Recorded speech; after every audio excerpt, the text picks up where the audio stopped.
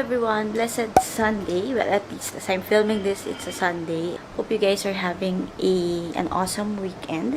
AL's here. She's just quiet. So si Omar, si Arik, and si AV, they actually went to church, to CCF, to attend the worship service today. And gusto ko sana sumama, kaso si AL ay wala pang vaccine. So iniiwasan muna namin na lumabas, and especially doon malaki yung crowd, so maraming tao, so medyo delikado. Better safe than sorry. Hopefully by next week or next week maka-attend na kami na worship service sa center ulit. That is kung matutuloy yung vaccination ni AL, yung kanyang first vaccine this coming Saturday, kasi meron siyang check-up with the pedia this Saturday. Tapos ako rin, may check-up ako with my OB. So, kung matutuloy yung vaccination na yun, baka pwede na kaming makapag-service ulit ng face-to-face. We'll see.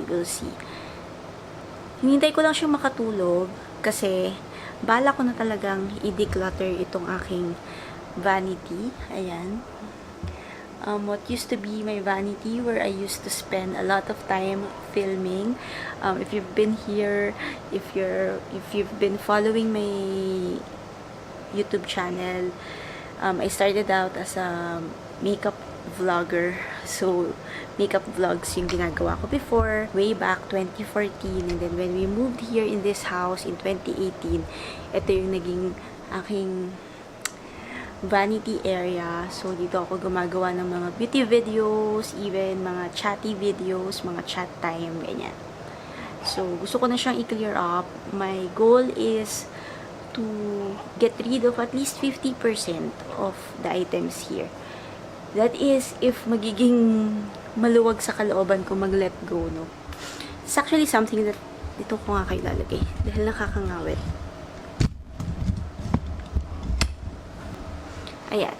So, letting go of material things is something that I've been working on for the past few years, especially I think when the pandemic started. Kasi to be honest, I'm the type of person that I really like collecting things, even to the point of hoarding things. Tapos, I'm also the type na I get attached to my personal belongings. I get attached to material things, especially those that I feel have this sentimental value, ganyan. That's the reason why medyo hirap akong mag-let go ng mga bagay-bagay. Mahirap para sa akin yung basta-basta magtapon or mamigay. Yun, kumbaga, ma-detach yung aking... Ay, nakapray-pray po ako, Mama Mi. Oh, hindi. So, as I was saying, mahirap sa akin ma-detach yung sarili ko from material things.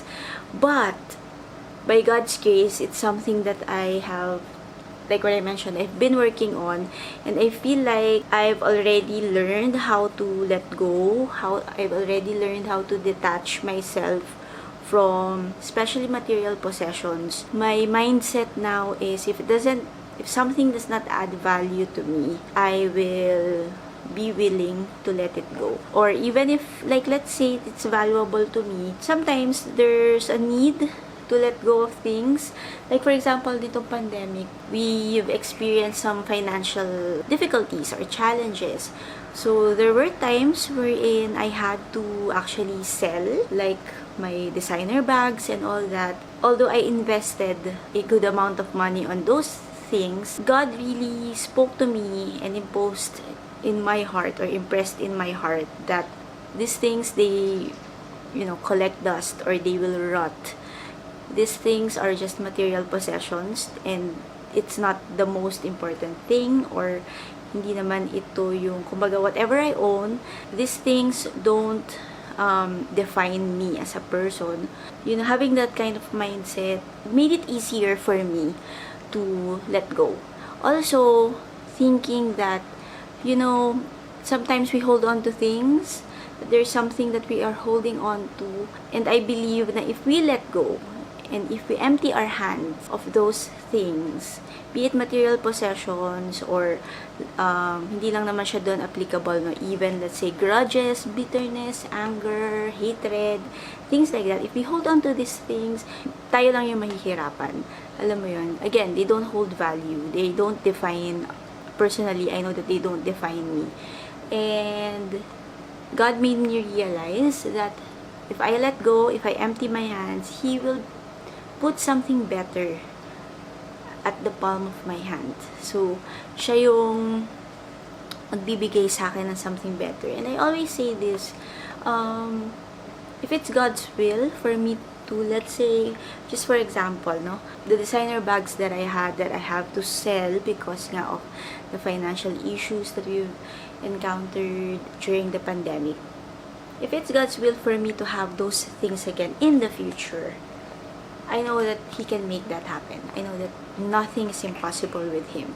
That is if that's His will. If not, then that's also fine with me because, again, there's more to life. There are more things valuable in life than those material things. Again, there's just that, material things. If I die, I won't be able to bring them to heaven with me. And eventually, they will lose value.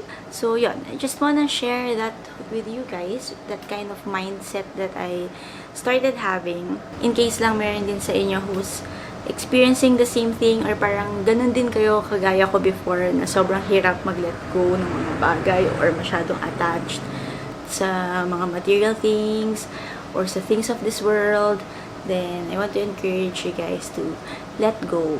Again, God will put something better in your life or in your possession, far more valuable. That's far more valuable than those things. And also, if you have Jesus in your heart and in your life, that's enough. Okay? Yun na yun eh. Yun na yung, that's all you need. That's all we need in life actually. Si Jesus Christ lang. Si Lord lang kailangan natin. Because He is our great provider. He will provide the things that we actually need. Yun. Just an encouragement for you guys. And ayan, dilat na dilat pa rin ng baby. Wait, let me show. Ay. I don't wanna sleep. Ayaw masisleep ng baby na yan. Okay, sige. I don't know if maliligpit ko to. Kung magagawa ko yung dapat kong gawin dito. But, I will try and I'll get back to you. Tatry kong patulugin muna in a bit. Oh, hi. Okay. So, as you can see, ang daming nakalagay. Yan pa yung mga ginamit ko nung ginawa ko yung makeup ni Anne during prom. I mean, for prom. So, maya ko na sila ayusin kapag nahiwalay ko na yung mga i-let go ko na. So, start off tayo with the ones here in this tray. Yung nasa ibabaw ng aking acrylic na drawer. Okay.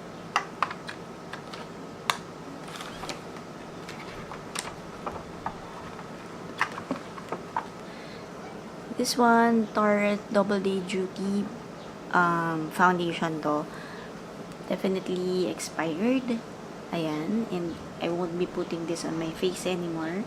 So, this will go.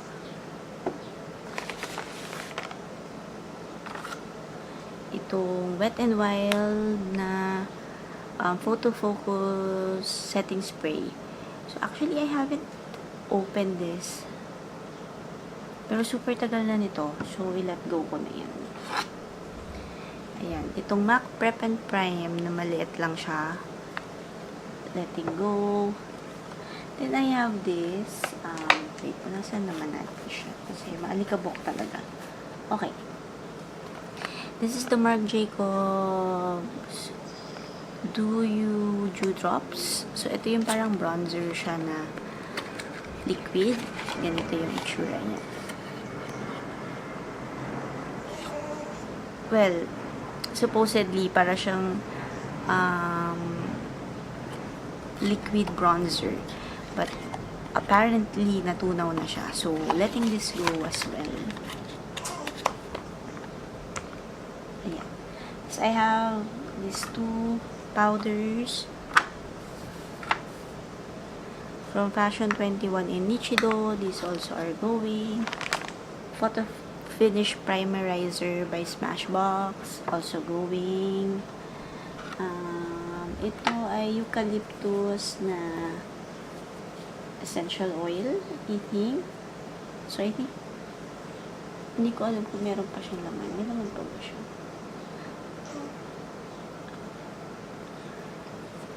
Hindi ko sure kung may laman pa siya.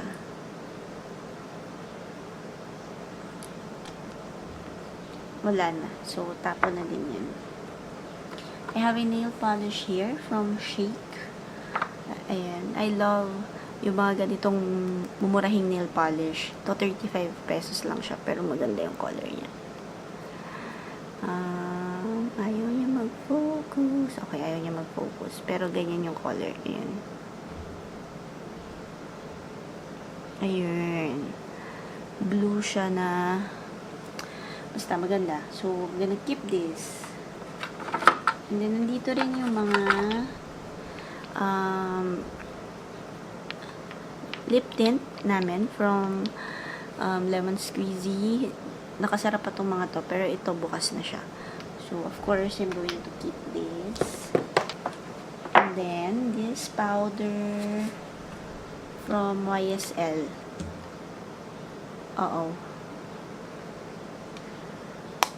Nasira na at napunta pa siya sa pants ko. Actually, pwede ko itong gamitin as parang compact na what do you call this? Mirror. So, I think I'm going to keep this, pero tatanggalin ko na yung pinaka-powder niya. Tsaka lalaban ko yung pinaka-cloth niya. And yung powder niya ay napunta sa aking pantalon.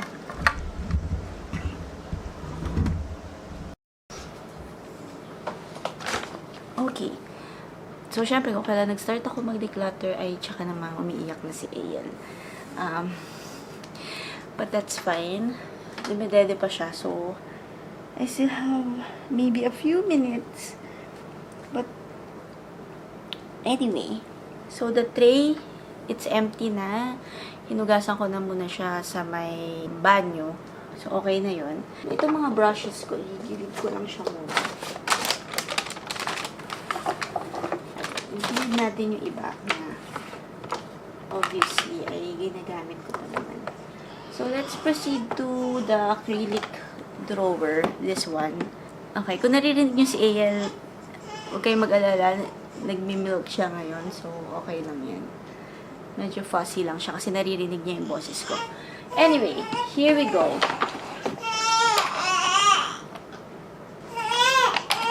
Okay. Sige. PRB. Hindi yan nakakarga ng mami.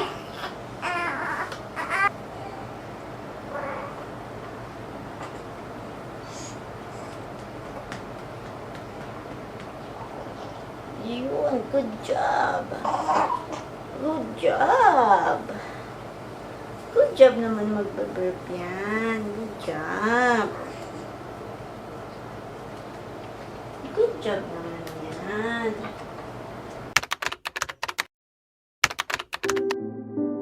Okay, so the first drawer here contains mostly my lip products. So I have here some lip products from ColourPop, and then some from NYX, some from LA Girl, and some from Lime Crime. And I will be disposing almost all of this, but I'm keeping the ones from Lime Crime just in case I'd be able to use it in, like, I don't know, projects or something like that. Next, we have some eye and face products, so like concealers, foundations, things like that. I also have here liquid eyeshadows. So I'm gonna go through this and I'll show you what I'll be disposing in a bit.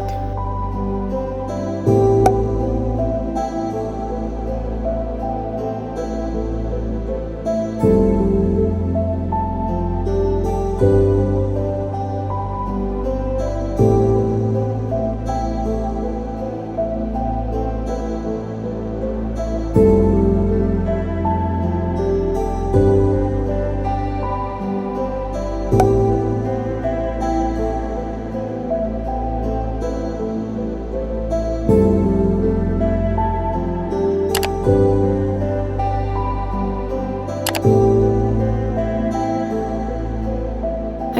so the last drawer in this acrylic drawer are my mascaras, fake eyelashes, and I also have your smaller eyeshadow palettes.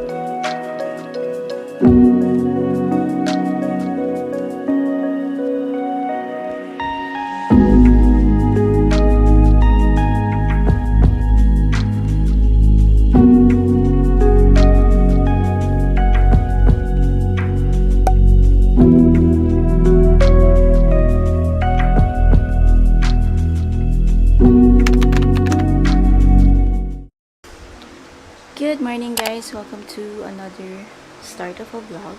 So we have yet again another day na medyo nahirapan akong pabalikin sa tulog ang bata. It's 8:19 and halos kakatulog lang niya. Ayan, nandito siya ayan sa couch. And Ark is doing his assignment.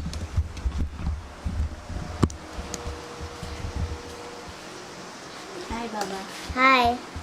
I'm just doing my Homework. yeah. So yesterday, I was able to start decluttering my makeup. Kita nyo naman yun. But unfortunately, hindi ko siya natapos. Because nga, grabe yung mood ni AL. Hindi talaga siya nakatulog. Nagising siya mga 4. Tapos, up until dumating na sila Omar from church, mga magsi-7 na, doon lang siya nakabalik sa tulog. So, ganun katagal yung hinintay ko para makatulog siya. Tapos, feeling ko na stress nga ako kasi medyo sumakit yung akin sikmura and medyo matagal na siyang hindi sumasakit. So, mga ilang weeks na rin. Siguro mga 2 weeks na. More than 2 weeks na kung walang abdominal pain. But yesterday, biglang nagkaroon. So, it's probably because I got stressed because of that. As much as I don't want to be stressed, at sinasabi ko lagi na hayaan lang, wala. Talagang minsan it's really just minsan talagang stressful talaga siya. Lalo na yung tipong kapag mayroon kang gustong gawin, tapos akala mo magagawa mo na siya, tapos biglang ganun, parang nakaka-frustrate. Just have to remind myself that again, I have to give myself grace and that this is just a phase. Hindi naman yan forever na ganyan. I mean, hindi naman forever na ganito yung situation. So, just have to go with the flow at the moment. Anyway, today, I have to take photos of the books that I'm selling. So, I don't know if I've mentioned, parang feeling ko hindi ko pa na-mention, no? So, there's this dilemma that I'm currently having with our business, with our small business, yung amin yung bookshop on TikTok. Kasi for a while, before ako nanganak, I've been doing live selling there and by God's grace, maganda yung naging income, maganda yung naging pasok ng money, and because of that, I was able to restock, kaya ang dami kong stocks ng book dito. Kaya rin ako nag-restock kasi I thought I still have 1 month to sell. Kaya ako nag-restock. But nga, because of what happened, because of my pregnancy condition, so it was cut short, and yung 1 month na yun, hindi na siya naging 1 month. Na-shorten siya. In short, na-shorten siya. So, nawalan ako ng time to sell more. Kaya natenga dito yung mga books. Now, this is the dilemma. Si TikTok, bigla siya nag-decide na, as in, ngayon lang namin nalaman, maraming sellers, I see it online, meron kasing group for TikTok sellers. I found out that, just this week, I found out na they also require na a certificate of registration even for small businesses. So, ibig sabihin, kahit na stay-at-home mom ka lang or gusto mo lang talaga ng extra income at gusto mo magbenta-benta, ganyan, kailangan mo na siya i-register. Which I understand naman kasi kung magbi-business ka, dapat naman talaga naka-register, di ba? Pero nga, siguro ang ano doon is, what if hindi ka naman kumikita araw-araw, kagaya ko, hindi naman ako kumikita araw-araw sa books, tapos alam ko rin, merong ibang mga moms, may ibang mga sellers na hindi rin everyday yung pasok ng income nila, hindi rin naman ganun kalaki yung kinikita nila. Lalo na siguro yung mga affiliate, ganyan. So that's the dilemma. Hindi ko ngayon alam, should I register the bookshop or should I look for another venue na lang to sell the books? Ang problema rin kasi, yung supplier ko ng books, they don't really issue official receipt. If I will register it, dapat from here on, lahat ng kukunin ko na books from suppliers, kung sino man yung supplier na yan, they should also issue a receipt to me kasi kailangan ko siyang ayusin pag sa remittance ng taxes and everything like that. So yun, bigla ako nagkaroon ng problema. I'm confident naman that I'd still be able to sell books. Kung hindi man siya sa TikTok, pwedeng sa Facebook. Even here sa aming village, pwede ako mag-post sa mga Facebook groups namin, ganyan. But it will take a while. Hindi siya magiging ganun kabilis yung labas or yung, kumbaga, yung cycle. Unlike before with sa TikTok na live selling. So, there's that. Yun. So, anyway, that being said, kailangan ko mag-picture ng mga books na ibebenta ko kasi I'll still try to sell on TikTok. Maybe not through live selling, pwedeng ipopost ko na lang sila. Tapos, I'll also post, we have naman an Instagram account also, although onti pa lang kasi yung following namin doon. And then, Facebook. Tapos, yun nga, tatry ko na rin mag-post sa mga community groups namin dito sa village in case lang merong interested. So, yun yung goal ko. And yun yung gagawin ko today. This one po.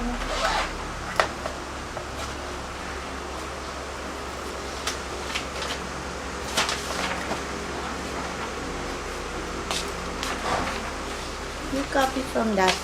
So anyway, apart from that, apart from taking photos of the books, I will also try to continue with the makeup declutter. Since ang na-declutter ko pa lang talaga ay yung acrylic drawers or drawer ko. Marami pang drawers na kailangang ayusin.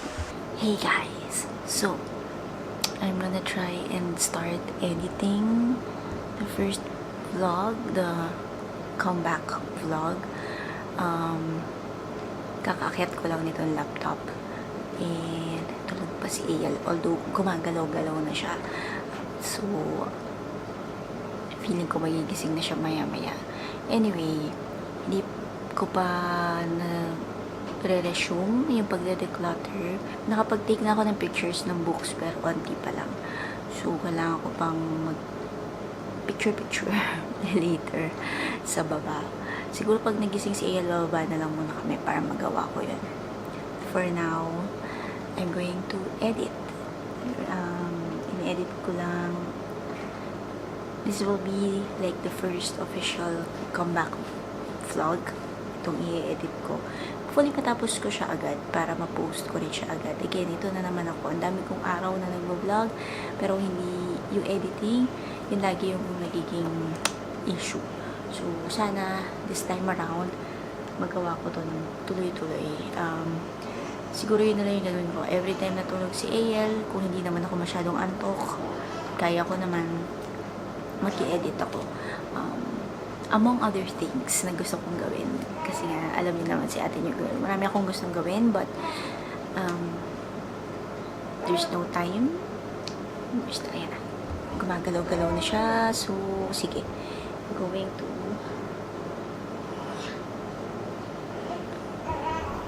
go edit BRB. Good morning guys, welcome to another day for this week's vlog. So I'm going to make breakfast for Art and myself.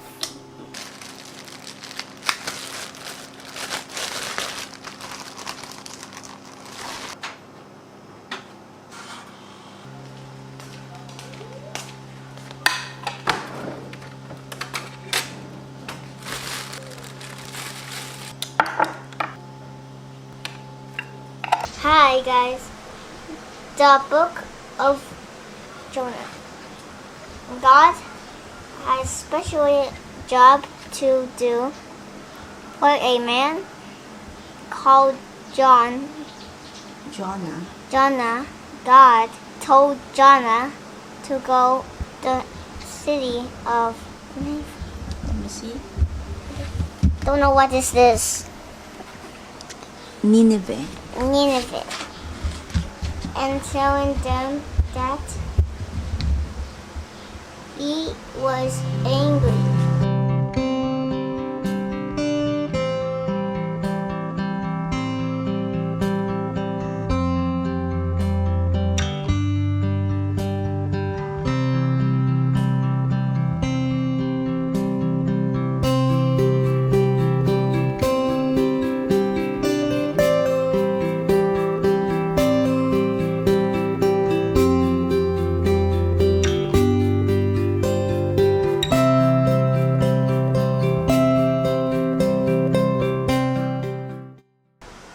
Hi guys, welcome, and I am Ark here to show you again how to become strong. So again, last time you Ark, why do you need to do this again? Because I need to do this again over and over again. Stop. Like Stop na, Baba. going to the gym.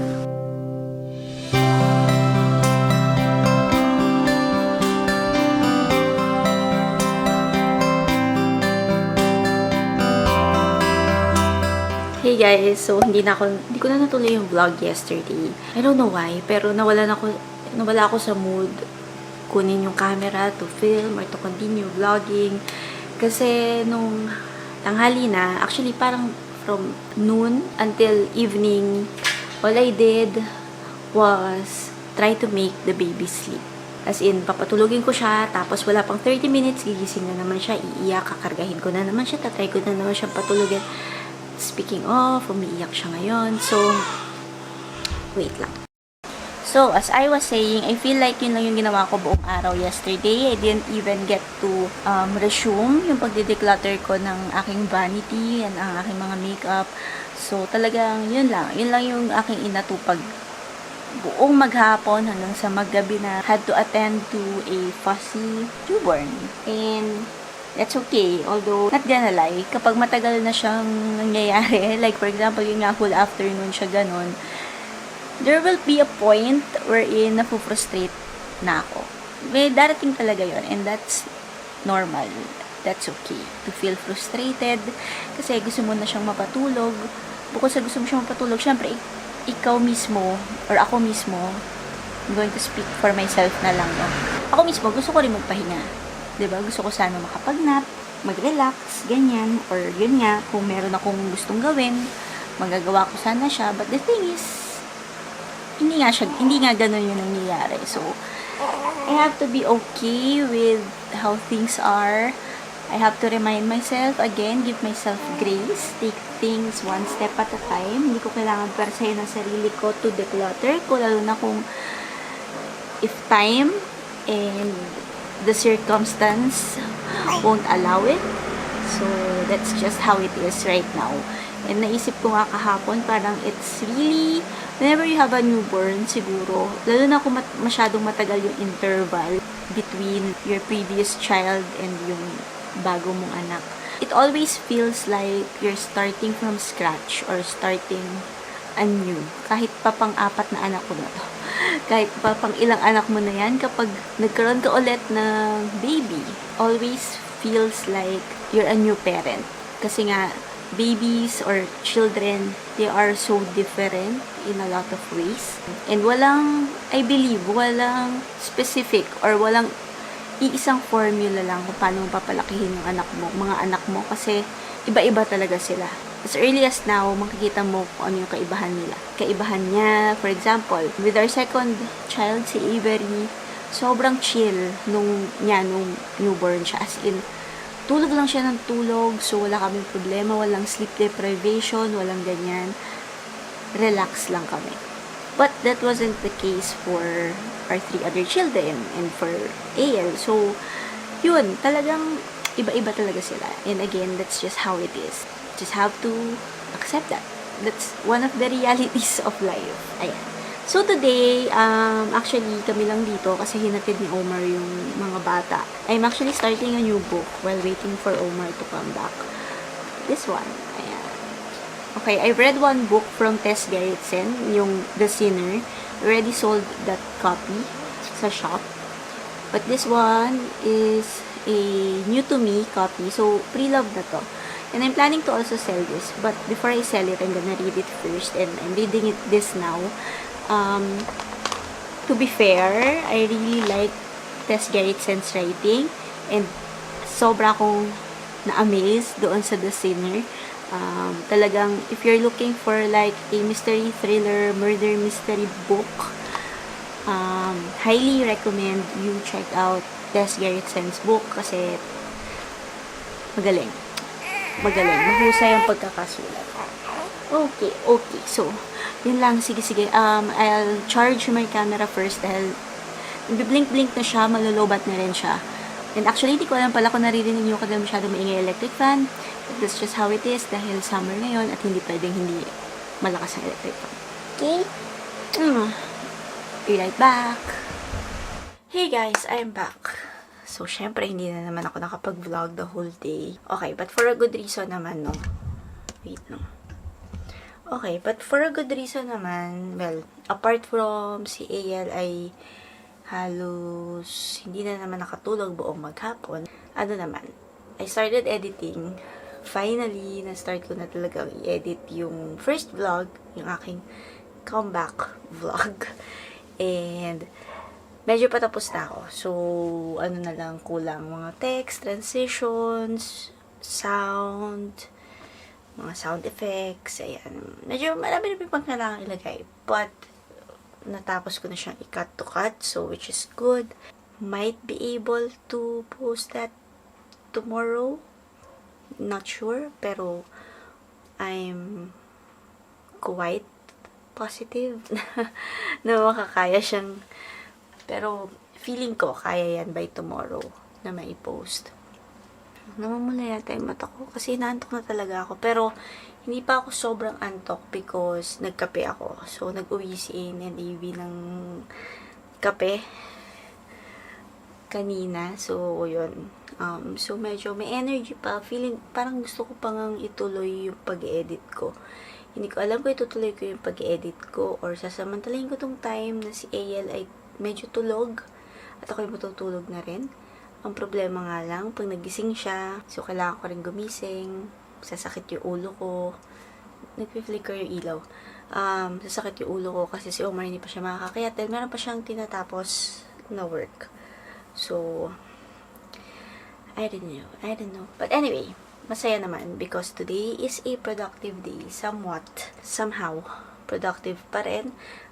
Kanina talagang pinilit ko na lang start yung pag-edit ng vlog. Tipong karga ko si AL sa isang kamay, tapos yung isa kong kamay, yun yung nasa laptop. Pero don't worry, safe naman yung itsura namin or yung pwesto namin kasi nasa kama kami. Yun lang.